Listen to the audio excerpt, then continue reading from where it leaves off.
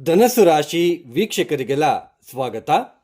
2026 September ತಿಂಗಳಿನ ಧನಸ್ಸು ರಾಶಿಯವರ ಮಾಸ ಫಲಿತಾಂಶಗಳು ಹೇಗಿದೆ ಅಂತ ನೋಡ್ತಾ ಹೋಗೋಣ. ಮೊದಲಿಗೆ ಈ ತಿಂಗಳಿನಲ್ಲಿ ಗ್ರಹ ಸಂಚಾರ ಅಥವಾ ಗ್ರಹ ಸ್ಥಿತಿ ಈ ಥರ ಇದೆ. ರಾಹು ಕುಂಭರಾಶಿಯಲ್ಲಿ ಸಂಚಾರ, ಶನಿ ವಕ್ರಿಯಾಗಿ ಮೀನ ರಾಶಿಯಲ್ಲಿ ಸಂಚಾರವನ್ನು ಮಾಡ್ತಾ ಇದ್ದಾರೆ, ಕೇತು ಸಿಂಹ ರಾಶಿಯಲ್ಲಿ ಸಂಚಾರ, ಗುರು ಕರ್ಕಾಟಕ ರಾಶಿಯಲ್ಲಿ ಸಂಚಾರ. ಇನ್ನು ಕುಜ ಕೂಡ ಈ ಸೆಪ್ಟೆಂಬರ್ 18ನೇ ತಾರೀಕಿನ ತನಕ ಮಿಥುನ ರಾಶಿಯಲ್ಲಿ ಸಂಚಾರ, ನಂತರ ಅವರು ಕೂಡ ಅಷ್ಟಮ ಸ್ಥಾನಕ್ಕೆ ಕರ್ಕಾಟಕ ರಾಶಿಗೆ ಪ್ರವೇಶವನ್ನು ಮಾಡಿ ಸಂಚಾರವನ್ನು ಪ್ರಾರಂಭ ಮಾಡಿಕೊಳ್ತಾ ಇದ್ದಾರೆ ಸೆಪ್ಟೆಂಬರ್ 18ರಿಂದ. ಇನ್ನು ಸೂರ್ಯ ಸೆಪ್ಟೆಂಬರ್ 17ನೇ ತಾರೀಕಿನ ತನಕ ಸಿಂಹ ರಾಶಿಯಲ್ಲಿ ಸಂಚಾರ, ನಂತರ ಅವರು ಕನ್ಯಾ ರಾಶಿಗೆ ಪ್ರವೇಶವನ್ನು ಮಾಡಿ ಸಂಚಾರವನ್ನು ಪ್ರಾರಂಭ ಮಾಡಿಕೊಳ್ತಾ ಇದ್ದಾರೆ. ಈ ಕನ್ಯಾ ರಾಶಿಯಲ್ಲಿ ಸೂರ್ಯ ಸಂಚಾರ ನಡಿಬೇಕಾದ್ರೆ ವಕ್ರಿ ಶನಿಯ ದೃಷ್ಟಿ ಬೀಳ್ತಾ ಇರುತ್ತೆ, ಅದನ್ನು ನಾನು ನಿಮಗೆ ಹೇಳ್ತಾ ಹೋಗ್ತಾನೆ. ಇನ್ನು ಬುಧ ಸೆಪ್ಟೆಂಬರ್ 7ನೇ ತಾರೀಕಿನ ತನಕ ಸಿಂಹ ರಾಶಿಯಲ್ಲಿ ಸಂಚಾರ, ನಂತರ ಕನ್ಯಾ ರಾಶಿಗೆ ಪ್ರವೇಶವನ್ನು ಮಾಡಿಕೊಳ್ತಾರೆ ಸೆಪ್ಟೆಂಬರ್ 7ನೇ ತಾರೀಕು. ಸೆಪ್ಟೆಂಬರ್ 7ನೇ ತಾರೀಕಿನಿಂದ ಸೆಪ್ಟೆಂಬರ್ 26ನೇ ತಾರೀಕಿನ ತನಕ ಮಾತ್ರ ಕನ್ಯಾ ರಾಶಿಯಲ್ಲಿ ಇರ್ತಾರೆ, ನಂತರ ತುಲಾ ರಾಶಿಗೆ ಪ್ರವೇಶವನ್ನು ಮಾಡಿಕೊಳ್ತಾರೆ. ಇನ್ನು ಶುಕ್ರ ಸೆಪ್ಟೆಂಬರ್ 2ನೇ ತಾರೀಕಿನ ತನಕ ಕನ್ಯಾ ರಾಶಿಯಲ್ಲಿ ಸಂಚಾರ, ನಂತರ ಅವರು ಕೂಡ ತುಲಾ ರಾಶಿಗೆ ಸ್ವಕ್ಷೇತ್ರಕ್ಕೆ ಪ್ರವೇಶವನ್ನು ಮಾಡ್ತಾ ಇದ್ದಾರೆ. ಎಲ್ಲ ಒಂದು ಗ್ರಹ ಸ್ಥಿತಿ ಗ್ರಹ ಸಂಚಾರ ರೀತ್ಯ ಧನಸ್ಸು ರಾಶಿಯವರಿಗೆ ಮುಖ್ಯವಾಗಿ ನೋಡಿ ಸ್ನೇಹಿತರೆ, ಒಂದು ಚಿಕ್ಕದಾಗಿ ಒಂದು ನಿಮಗೆ ಕನ್ಕ್ಲೂಷನ್ ಕೊಡಲೇಬೇಕಾಗಿರ್ತಕ್ಕಂಥದ್ದು ಒಂದು ಮಾಹಿತಿಯನ್ನು ನಾನು ನಿಮಗೆ ಶೇರ್ ಮಾಡಬೇಕು. ಎಲ್ಲರೂ ಕೂಡ ರಾಶಿ ಫಲಿತಾಂಶ ಅಂತ ಹೇಳಿಬಿಟ್ಟು ರಾಶಿ ಫಲಿತಾಂಶದ ಮೇಲೇ ಅವಲಂಬಿತರಾಗ್ತಾ ಇದ್ದೀರಾ. ರಾಶಿ ಅಂದರೆ ಏನು?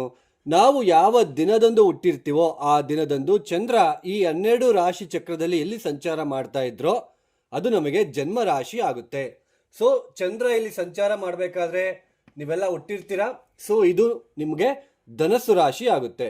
ಚಂದ್ರ ಆ ದಿನದಂದು ಯಾವ ನಕ್ಷತ್ರದಲ್ಲಿ ಸಂಚಾರ ಮಾಡ್ತಾ ಇದ್ರೋ, ಮೂಲ ನಕ್ಷತ್ರನ, ಪೂರ್ವಾಷಾಢನ, ಉತ್ತರಾಷಾಢನ, ಚಂದ್ರ ಯಾವ ನಕ್ಷತ್ರದಲ್ಲಿ ಸಂಚಾರ ಮಾಡ್ತಾ ಇದ್ರೋ ಅದು ನಮಗೆ ಜನ್ಮ ನಕ್ಷತ್ರ ಆಗುತ್ತೆ.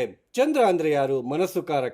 ಮನಸ್ಸುಕಾರಕ ಚಂದ್ರನಿಂದ ಗೋಚಾರದಲ್ಲಿ ಗ್ರಹಗಳ ಸ್ಥಿತಿಗತಿಗಳು ಬದಲಾವಣೆ ಆದಂತೆಲ್ಲ ಮನಸ್ಸಿನ ಮೇಲೆ ಸ್ವಲ್ಪ ಪ್ರಭಾವ ಬೀರ್ತಾ ಇರುತ್ತೆ.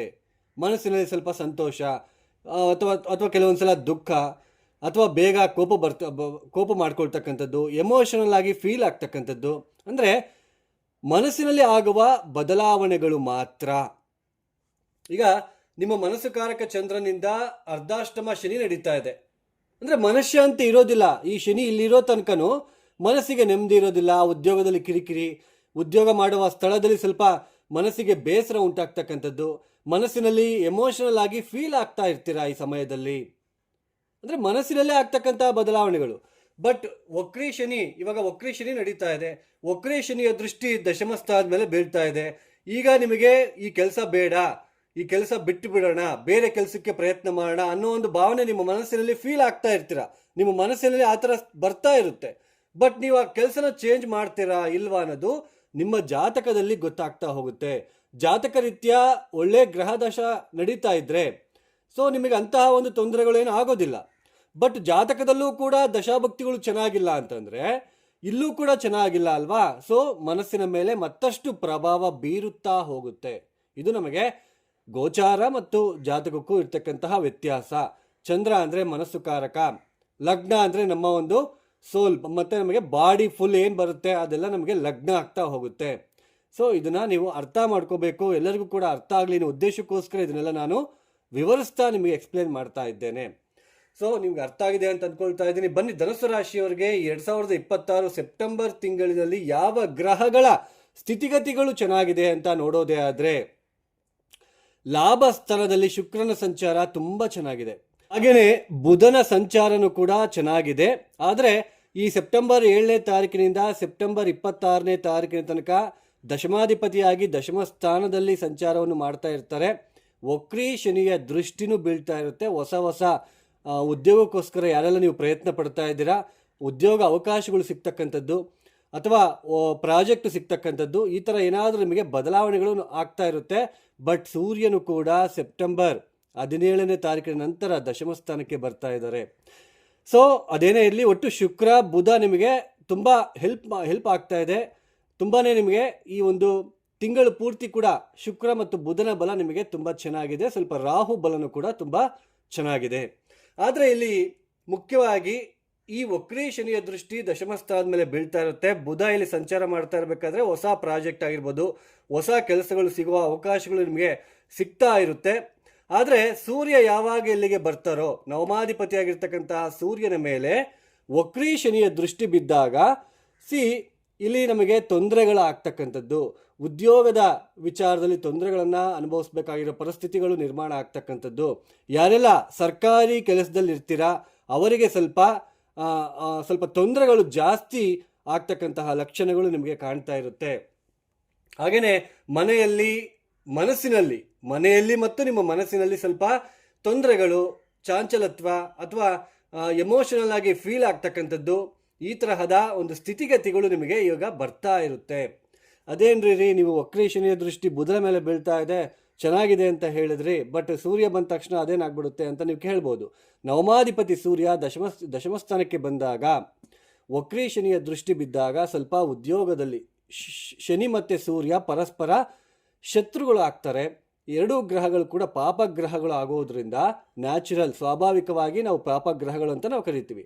ವಕ್ರೀ ಶನಿಯ ದೃಷ್ಟಿ ಸೂರ್ಯನ ಮೇಲೆ ಬಿದ್ದಾಗ ಉದ್ಯೋಗ ಮಾಡ್ತಕ್ಕಂತಹ ಸ್ಥಳದಲ್ಲಿ ತಂದೆಯ ಆರೋಗ್ಯದ ಸಮಸ್ಯೆಗಳಾಗಿರ್ಬೋದು, ಅಥವಾ ತಂದೆಗೆ ಅವರ ಒಂದು ಉದ್ಯೋಗದ ವಿಚಾರದಲ್ಲಾಗಿರ್ಬೋದು, ಏನಾದರೂ ಒಂದು ತೊಂದರೆಗಳಾಗ್ತಕ್ಕಂಥದ್ದಾಗಿರ್ಬೋದು, ಅಥವಾ ತಾಯಿ ಜೊತೆ ಕಲಹಗಳಾಗಿರ್ಬೋದು, ಮನಸ್ಪರ್ಧೆಗಳಾಗಿರ್ಬೋದು, ಆರೋಗ್ಯದಲ್ಲಿ ವ್ಯತ್ಯಾಸಗಳಾಗಿರ್ಬೋದು, ಸ್ವಲ್ಪ ನೋಡಬೇಕಾಗಿರ್ತಕ್ಕಂತಹ ಪರಿಸ್ಥಿತಿಗಳು ನಿಮಗೆ ನಿರ್ಮಾಣ ಆಗ್ತಾ ಇರುತ್ತೆ. ಸ್ವಲ್ಪ ಅವಸರ ಮಾಡ್ಕೋಬಾರ್ದು. ಉದ್ಯೋಗದ ಜೀವನದಲ್ಲಿ ಸ್ವಲ್ಪ ನೀವು ಅವಸರ ಮಾಡ್ಕೊಳೋದಕ್ಕೆ ಹೋಗಬಾರ್ದು. ಈ ಸಮಯದಲ್ಲಿ ರಿಸೈನ್ ಮಾಡೋದು, ಅಥವಾ ನಾನು ಬೇರೆ ಜಾಬ್ಗೆ ಹೋಗ್ತೀನಿ, ನೀನಲ್ಲದೆ ಇನ್ನೊಬ್ಬ ಆಗ್ತಾನೆ, ಇನ್ನೊಂದು ಕಂಪ್ನಿ ಇದೆ ನನಗೆ ಕೆಲಸ ಕೊಡೋದಕ್ಕೆ, ಆ ಥರ ಮಾತಾಡಿ ಬರೋದಕ್ಕೆ ಹೋಗಿದ್ರೆ ನಿಮಗೇನೆ ನಷ್ಟ ಆಗ್ತಕ್ಕಂಥ ಸಾಧ್ಯತೆ ಇರುತ್ತೆ. ಬಟ್ ಬುಧ ಇರ್ತಾರೆ ಇಲ್ಲಿ ಸೆಪ್ಟೆಂಬರ್ 7ರಿಂದ ಸೆಪ್ಟೆಂಬರ್ 17 ತನಕ 10 ದಿನಗಳ ಕಾಲ ಬುಧ ಇರ್ತಾರೆ. ಸ್ವಲ್ಪ ಪರವಾಗಿಲ್ಲ, ಹೊಸ ಉದ್ಯೋಗ ಏನಾದರೂ ಸಿಗ್ತಕ್ಕಂಥದ್ದು, ಹೊಸ ಪ್ರಾಜೆಕ್ಟ್ಗಳು ಆಗ್ತಕ್ಕಂಥದ್ದು, ಈ ತರಹದ ಬದಲಾವಣೆಗಳು ನಿಮ್ಮ ಜೀವನದಲ್ಲಿ ಬರ್ತಾ ಇರುತ್ತೆ ಇವಾಗ. ಬಟ್ ಸೂರ್ಯ ಬಂದಾಗ ಸ್ವಲ್ಪ ಹುಷಾರಾಗಿರಿ. ಉದ್ಯೋಗದ ಜೀವನದಲ್ಲಿ ಸ್ವಲ್ಪ ತೊಂದರೆಗಳು, ತಾಪತ್ರಯಗಳು ಬರ್ತಾ ಇರುತ್ತೆ. ಸೆಪ್ಟೆಂಬರ್ 17ನೇ ತಾರೀಕಿನ ತನಕ ಸೂರ್ಯ ಅಲ್ಲಿ ಇರ್ತಾರೆ. ಈ ತಂದೆಯ ಆರೋಗ್ಯದ ವಿಚಾರದಲ್ಲಿ, ಆಮೇಲೆ ಈ ಒಂದು ಕಮ್ಯುನಿಕೇಷನ್ ವಿಚಾರದಲ್ಲಾಗಿರ್ಬೋದು ಸ್ವಲ್ಪ ತೊಂದರೆಗಳು, ಹಣಕಾಸಿನ ವಿಚಾರದಲ್ಲಿ ಸ್ವಲ್ಪ ತೊಂದರೆಗಳು, ಅಷ್ಟಮ ಗುರು ಬೇರೆ ನಡೀತಾ ಇದೆ, ಸಪ್ತಮ ಕುಜ, ಸ್ವಲ್ಪ ಇರಿಟೇಷನ್ ಆಗ್ತಾ ಇರುತ್ತೆ, ಬೇಗ ಕೋಪ ಬರ್ತಕ್ಕಂಥದ್ದು. ಆಮೇಲೆ ಪತಿ ಪತ್ನಿಯರಲ್ಲೂ ಕೂಡ ಸ್ವಲ್ಪ ಭಿನ್ನಾಭಿಪ್ರಾಯಗಳಾಗ್ತಕ್ಕಂಥದ್ದಾಗಿರ್ಬೋದು. ಆರ್ಥಿಕ ವಿಚಾರದಲ್ಲಿ ಸಾಕಷ್ಟು ಏರುಪೇರುಗಳನ್ನು ನೀವು ನೋಡ್ತಾ ಇರ್ತಕ್ಕಂಥದ್ದಾಗಿರ್ಬೋದು. ಸ್ವಲ್ಪ ನೀವು ಅಬ್ಸರ್ವೇಷನ್ ಮಾಡ್ತಾ ಬರ್ತಾ ಇದ್ದೀರಾ. ಕುಜನು ಕೂಡ ಪಂಚಮಾಧಿಪತಿ ಕುಜ, ನಿಮ್ಮ ಜನ್ಮರಾಶಿಯಿಂದ ಪಂಚಮಾಧಿಪತಿ ಕುಜ ಅಷ್ಟಮಕ್ಕೆ ಬರ್ತಾರೆ, ನೀಚ ಸ್ಥಾನಕ್ಕೆ. ಸ್ವಲ್ಪ ಎಚ್ಚರಿಕೆಯಿಂದಿರಬೇಕು ಆರ್ಥಿಕ ವಿಚಾರದಲ್ಲಿ, ಇನ್ವೆಸ್ಟ್ಮೆಂಟ್ ಮಾಡೋ ವಿಚಾರದಲ್ಲಿ. ಏನು ನೀವು ಬಂಡವಾಳ ಹಾಕಿ ವ್ಯಾಪಾರ ಮಾಡಬೇಕು ಅಂತಿದ್ದೀರಾ, ಅಥವಾ ಶೇರ್ ಮಾರ್ಕೆಟು, ಅಥವಾ ಟ್ರೇಡಿಂಗ್ ಬಿಸ್ನೆಸ್ಸು, ಅಥವಾ ಏನೋ ಒಂದು ಬೋರ್ ಹಾಕ್ಸ್ಕೋಬೇಕು, ನನ್ನ ತೋಟಕ್ಕೆ ನೀರೆಲ್ಲ ಬತ್ತಿ ಹೋಗ್ಬಿಟ್ಟಿದೆ, ಬೋರ್ ಹಾಕ್ಸ್ಕೋಬೇಕು. ಸೊ ಇದು ನಿಮಗೆ ಒಳ್ಳೆಯ ಸಮಯ ಅಲ್ಲ. ಸ್ವಲ್ಪ ಯೋಚನೆ ಮಾಡಿ, ಸ್ವಲ್ಪ ಸಮಯ ತಗೊಂಡು ನೀವು ಮುಂದುವರಿತಕ್ಕಂಥದ್ದು ಉತ್ತಮ. ಇಲ್ಲ ಅಂದರೆ ಸುಮ್ಮನೆ ಹಣ ನಷ್ಟ ಮಾಡ್ಕೊಳ್ತಾ ಹೋಗ್ತೀರಾ, ಜಾಗ್ರತೆ. ಆದರೆ ಶುಕ್ರ ಇಲ್ಲಿ ಲಾಭಸ್ಥಾನದಲ್ಲಿ ಇರೋದ್ರಿಂದ ಹಳೆ ಮಿತ್ರರ ಭೇಟಿ, ಸ್ವಲ್ಪ ಮನಸ್ಸಿಗೆ ಅಥವಾ ಏನಾದರೂ ಒಂದು ಸಂತೋಷಕರವಾಗಿರ್ತಕ್ಕಂತಹ ಕ್ಷಣಗಳು ನಿಮಗೆ ಬರ್ತಕ್ಕಂಥದ್ದು, ಆ ತರಹದ ಸ್ವಲ್ಪ ಸನ್ನಿವೇಶಗಳು ಕೂಡ ಬರ್ತಾ ಇರುತ್ತೆ. ಯಾರೊಬ್ಬರು ಸ್ನೇಹಿತರು ಸಿಗ್ತಾರೆ, ಅಥವಾ ಸ್ನೇಹಿತೆ ಸಿಗ್ತಾರೆ, ಹೆಣ್ಮಕ್ಳು. ಸೊ ಯಾವುದೋ ಒಂದು ಕಾಲೇಜಲ್ಲಿ ಓದಿರ್ತೀರ, ಈಗ ಅವ್ರ ಜೊತೆ ಮಾತನಾಡ್ತಕ್ಕಂಥದ್ದು, ಸ್ವಲ್ಪ ಸಂತೋಷಕರವಾಗಿರ್ತಕ್ಕಂತಹ ಕ್ಷಣಗಳನ್ನು ನೀವು ಅನುಭವಿಸೋದಕ್ಕೂ ಕೂಡ ಸಾಧ್ಯತೆ ಇರುತ್ತೆ. ಆಮೇಲೆ ಬರಬೇಕಾಗಿರೋ ಹಣ ನಿಮಗೆ ಶುಕ್ರ ಲಾಭಸ್ಥಾನದಲ್ಲಿ ಇರೋದ್ರಿಂದ, ಪಂಚಮ ದೃಷ್ಟಿಯಲ್ಲಿ ಇರೋದ್ರಿಂದ ಬರಬೇಕಾಗಿರ್ತಕ್ಕಂತಹ ಹಣ ಬರುವ ಸಾಧ್ಯತೆ ಕೂಡ ಈಗ ಕಂಡು ಬರ್ತಾ ಇರುತ್ತೆ ಈ ಒಂದು ತಿಂಗಳಿನಲ್ಲಿ. ಒಟ್ಟಾರೆಯಾಗಿ ಮೇಜರಾಗಿ ನೀವು ಯಾವುದ್ರ ಬಗ್ಗೆ ಕಾನ್ಸಂಟ್ರೇಷನ್ ಮಾಡಬೇಕು ಅಂದರೆ, ವಕ್ರೀ ಶನಿಯ ದೃಷ್ಟಿ ಸೂರ್ಯನ ಮೇಲೆ ಸಂಚಾರ ಮಾಡಬೇಕಾದ್ರೆ ಸೂರ್ಯನ ಮೇಲೆ ಬೀಳ್ತಾ ಇರುತ್ತೆ. ಸ್ವಲ್ಪ ಉದ್ಯೋಗ ಮಾಡುವ ಸ್ಥಳದಲ್ಲಿ ಹುಷಾರು, ಸರ್ಕಾರಿ ಕೆಲಸದಲ್ಲಿ ಇರ್ತಕ್ಕಂಥವ್ರು ಸ್ವಲ್ಪ ಹುಷಾರಾಗಿರಬೇಕು. ಲೀಗಲ್ ಆಗೇ ನೀವು ಮುಂದುವರಿಬೇಕು. ಇಲ್ಲೀಗಲ್ ಆಗಿ ನೀವೇನಾದರೂ ಮಾಡೋದು ಅದೆಲ್ಲ ಮಾಡಿದ್ರೆ ಸಸ್ಪೆಂಡ್ ಆಗೋದು ಅಥವಾ ಉದ್ಯೋಗದಿಂದ ಹೊರಗಡೆ ಬರೋದಕ್ಕೆ ಇಲ್ಲಿ ಸಾಧ್ಯತೆಗಳು ಜಾಸ್ತಿ ಕಂಡು ಬರ್ತಾ ಇರುತ್ತೆ. ಎಚ್ಚರಿಕೆಯಿಂದ ಇರಬೇಕಾಗಿರ್ತಕ್ಕಂತಹ ಸಮಯ ಇದಾಗಿರುತ್ತೆ. ಆಮೇಲೆ ಬ್ಯಾಂಕಲ್ಲಿ ಕೆಲಸ ಮಾಡೋರಿಗೂ ಕೂಡ ಎಲ್ಲನೂ ಕೂಡ ಅನುಕೂಲತೆ ಇದ್ದರೂ ಕೂಡ ವಕ್ರಿ ಶನಿ ಆಗಿರೋದ್ರಿಂದ ತಾಳ್ಮೆಯಿಂದ ಇರಬೇಕು. ನೀವು ಸ್ವಲ್ಪ ತಾಳ್ಮೆಯಿಂದ ಇದ್ದರೆ ಮಾತ್ರ ನಿಮಗೆ ಹೆಲ್ಪ್ ಆಗ್ತಾ ಹೋಗುತ್ತೆ, ಅದರ್ವೈಸ್ ನೀವು ಸ್ವಲ್ಪ ಸಫರ್ ಪಡಬೇಕಾಗುತ್ತೆ.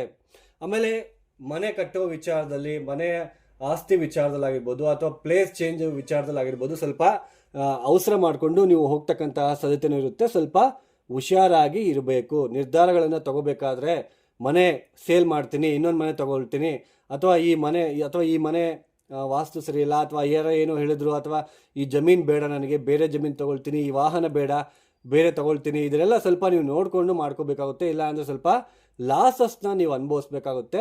ಎಚ್ಚರಿಕೆಯಿಂದಿರೋದು ಉತ್ತಮ. ಒಟ್ಟಾರೆಯಾಗಿ ಉದ್ಯೋಗದ ನೀವು ಸ್ವಲ್ಪ ನಿಮ್ಮ ದಶಾಭುಕ್ತಿಗಳು ಏನಾದರೂ ಚೆನ್ನಾಗಿದ್ದರೆ ಉದ್ಯೋಗದ ಜೀವನದಲ್ಲಿ ಇಲ್ಲಿ ವಕ್ರಿ ಶನಿಯ ದೃಷ್ಟಿ ಬೀಳ್ತಾ ಇದ್ರು ಕೂಡ ಬುಧನ ಮೇಲೆ ಸ್ವಲ್ಪ ಹೊಸ ಪ್ರಾಜೆಕ್ಟ್ ಇದೆಲ್ಲ ಸಿಗ್ತಾ ಹೋಗುತ್ತೆ, ಇಲ್ಲ ಅಂತ ಹೇಳ್ತಾ ಇಲ್ಲ. ಬಟ್ ಸೂರ್ಯ ಬಂದ ಮೇಲೆ ಮತ್ತೆ ಸ್ವಲ್ಪ ಉದ್ಯೋಗದ ಜೀವನದಲ್ಲಿ ಹೊಡ್ತಾ ಸಿಗ್ತಾ ಹೋಗುತ್ತೆ. ಸ್ವಲ್ಪ ಹುಷಾರಾಗಿರಬೇಕು. ನಿಮ್ಮ ದಶಾಭಕ್ತಿ ಚೆನ್ನಾಗಿದ್ದರೆ ಮೇಜರಾಗಿ ತೊಂದರೆಗಳಂತೂ ಆಗುವುದಿಲ್ಲ. ಬಟ್ ದಶಾಭಕ್ತಿಗಳು ಚೆನ್ನಾಗಿಲ್ಲ ಅಂತಂದರೆ ಅಲ್ಲಿ ಸ್ವಲ್ಪ ನಿಮಗೆ ತೊಂದರೆಗಳು ಆಗ್ತಾ ಹೋಗುತ್ತೆ. ಅದ್ರ ಬಗ್ಗೆ ನೀವು ಗಮನ ಕೊಡಬೇಕಾಗುತ್ತೆ. ಸ್ವಲ್ಪ ಈ ಧನುಸ್ಸು ರಾಶಿಯವರು ತಪ್ಪದೇ ವಕ್ರಿ ಶನಿಯ ದೃಷ್ಟಿ ಸೂರ್ಯನ ಮೇಲೆ ಬೀಳ್ತಾ ಇರೋದ್ರಿಂದ ಸ್ವಲ್ಪ ಕಾಗೆಗಳಿಗೆ ಆದಷ್ಟು ಆಹಾರವನ್ನು ಒದಗಿಸೋದಕ್ಕೆ ಪ್ರಯತ್ನ ಮಾಡಿ. ಕಾಲಭೈರವ ಗಾಯತ್ರಿ ಮಂತ್ರ ನಿತ್ಯ ಪಾರಾಯಣ ಮಾಡ್ಕೊಳ್ಳೋದಕ್ಕೆ ಪ್ರಯತ್ನ ಮಾಡಿ.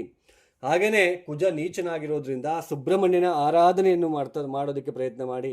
ಸುಬ್ರಹ್ಮಣ್ಯ ಕರಾವಳಂಬ ಸ್ತೋತ್ರ ಪಾರಾಯಣ ಮಾಡೋದಕ್ಕೆ ಪ್ರಯತ್ನ ಮಾಡಿ. ಅಥವಾ ನಿಮ್ಮ ಕೈಲಾದಷ್ಟು ಒಬ್ಬಟ್ಟು ಹೋಳಿಗೆಯನ್ನು ಮಾಡಿಬಿಟ್ಟು ಯಾರಿಗಾದರೂ ಕೊಡಲಿಕ್ಕೆ ಪ್ರಯತ್ನ ಮಾಡಿ. ಅವಸರ ಮಾಡ್ಕೋಬೇಡಿ. ಬಿಸ್ನೆಸ್ಸು ಎಕ್ಸ್ಪ್ಯಾನ್ಷನ್ ಮಾಡಬೇಕು, ಅಥವಾ ಹೊಸದಾಗಿ ನಾನು ಬೋರ್ ಹಾಕ್ಸ್ಬೇಕು, ಅಥವಾ ಹೊಸದಾಗಿ ತೋಟದಲ್ಲಿ ಏನಾದರೂ ಬೆಳೆ ಇದು ಮಾಡಬೇಕು. ಇದಕ್ಕೆಲ್ಲನೂ ಕೂಡ ಸ್ವಲ್ಪ ನೀವು ಕರೆಕ್ಟಾಗಿ ಯೋಚನೆ ಮಾಡಿ ಮುಂದುವರಿತಕ್ಕಂಥದ್ದು ಉತ್ತಮ. ಸೊ ಈ ಪರಿಹಾರಗಳನ್ನು ಮಾಡ್ಕೊಳ್ತೀರಾ ಅಂತ ಆಶಿಸುತ್ತಾ ನನ್ನ ಒಂದು ವಿಡಿಯೋ ಏನು ನಿಮಗೆ ಅರ್ಥ ಆಗಿದೆ ಅಂತ ಭಾವಿಸುತ್ತಾ ಈ ವಿಡಿಯೋನು ನಾನು ಮುಕ್ತಾಯ ಮಾಡ್ತಾ ಇದ್ದೇನೆ.